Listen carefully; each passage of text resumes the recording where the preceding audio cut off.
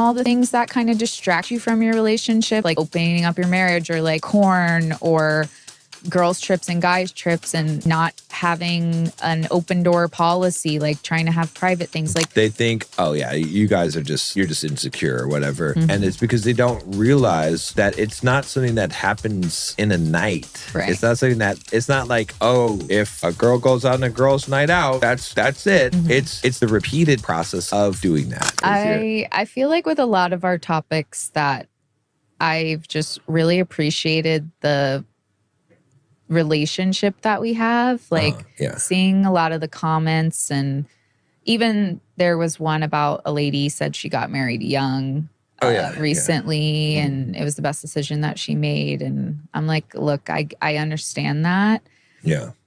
And there was another lady too who's like, people, I think it was the open relationship thing. She was like, people have kind of tarnished what marriage used to be with all these like things that they're doing to like make their relationship different. But I do think there is a lot of benefit in going back to how marriage should be. Yeah.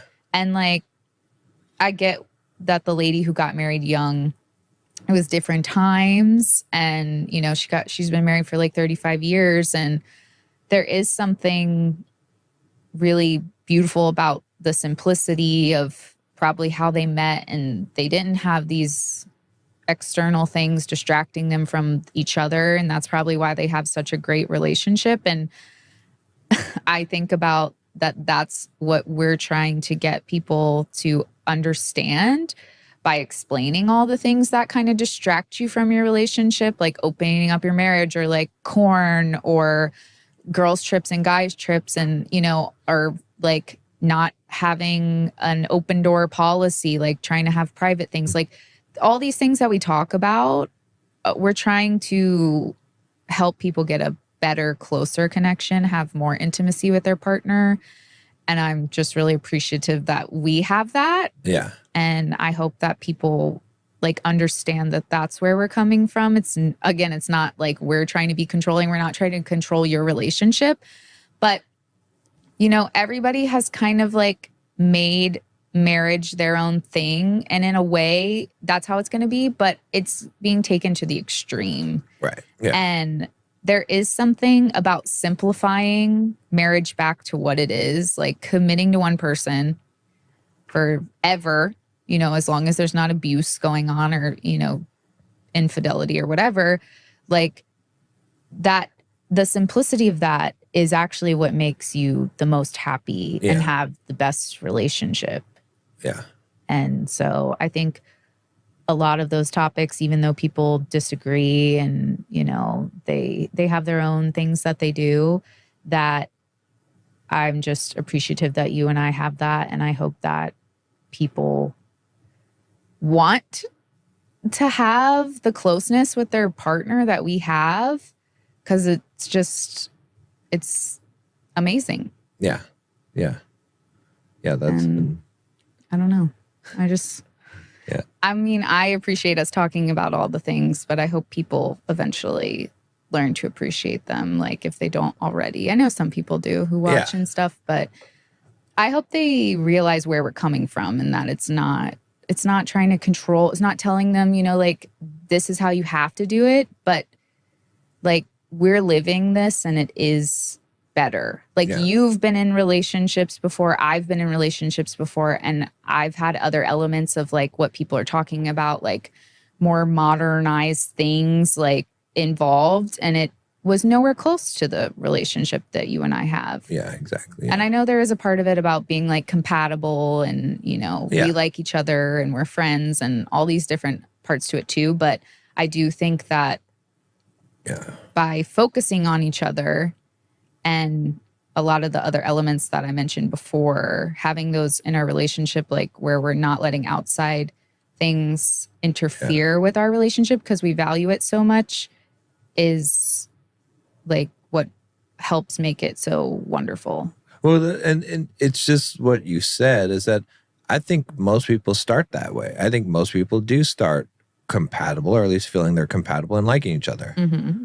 Well, I would hope so. A relationship is successful is about preserving that. And that's what all of the things that we talk about are. And that's what makes it what it is. And not only preserving it, but then it can grow. Right. And most relationships end up in a state of decay over time, right? And you have to specifically, like, the reason why we say the things that we say is to prevent that decay from happening. Right. That's I was going to talk about the law of thermodynamics, right? It's like, things go from order to disorder, right? But entropy, right? You have entropy that happens. And so you have to do something specifically to reverse entropy, because the natural state of things is entropy. Things will dissolve. Things will turn more into chaos. And so I think most people do start out like that. They just lose it. And that's what happens. So right. And you preserve all these things from your wedding. People preserve their dresses. They preserve their flowers. They preserve all these things to keep the memories. Why wouldn't you want to preserve your marriage? Right. Because you can preserve it to the way that it was. Like, I feel like we're even better than when we first met. Like, for sure. Yeah. We talked about the honeymoon phase. Like, I would say we're past that. I don't know what you would call that, the perpetual vacation stage. Right. But you know what I mean? Like you said, it continues to grow because we protect it. And people try to be like, oh, are you in prison? Why are you protecting it? Why are you saying protecting it? It's not protecting it as in like we can't control ourselves. It's protecting the outside world from getting into the beautiful meadow that we've made. Yeah.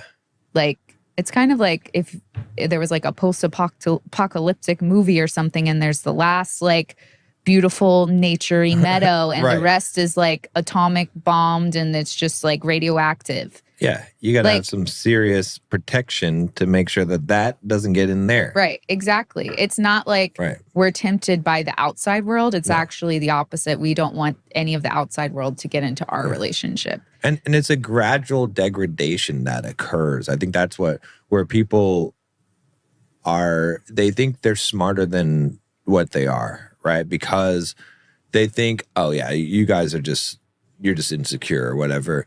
And it's because they don't realize that it's not something that happens in a night. Right. It's not something it's not like, oh, if a girl goes on a girl's night out, that's it. It's the repeated process of doing that. It's the repeated process of that eroding over time. Like erosion, like and not having these protections in place that eventually causes the fault where the thing breaks. And that's you don't even notice it. You don't even notice how you got from here to here. Right. So instead of getting from here to here, you're saying, I'm never going to let it happen because I'm on top of it. You preserve it from the beginning and it's in its most beautiful state too. Right.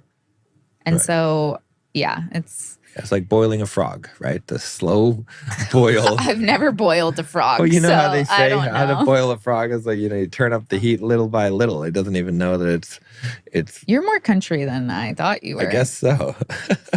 I've never even heard You never heard anything about boiling a frog? It's a thing, No, but I know people who've boiled frogs. It doesn't even notice that the water's hot, because it's a gradual thing. But that's what happens to most people, so. Yeah, so. What other things? What other things do we have that we've learned? Lessons from doing this podcast or this? Lessons learned. Man, there's a lot of stuff. Like a lot of episodes. I'm trying to think back. Yeah. It's like some of the stuff we've already. Yeah. We already just knew. The personal stuff that we've figured out.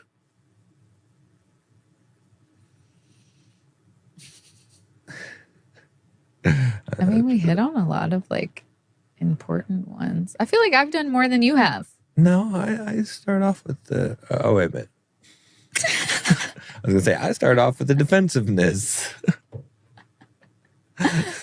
You feel like you've done more than I have. Okay. Do ya?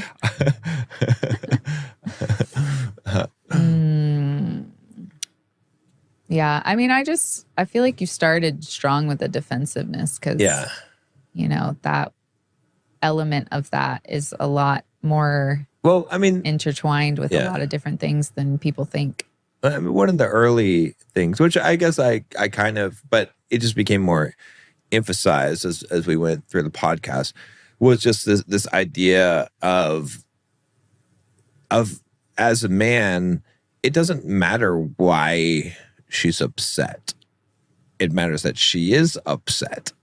That's what matters, right? And I think that was something that I have figured out, is that it doesn't have to be rational. It doesn't have to make sense. It doesn't, it doesn't even have to be something I did, right? But you care that I care about it, that how you feel. And that's the thing to demonstrate and show, right? So that's, I definitely have learned that, and that's helped a lot. So yeah.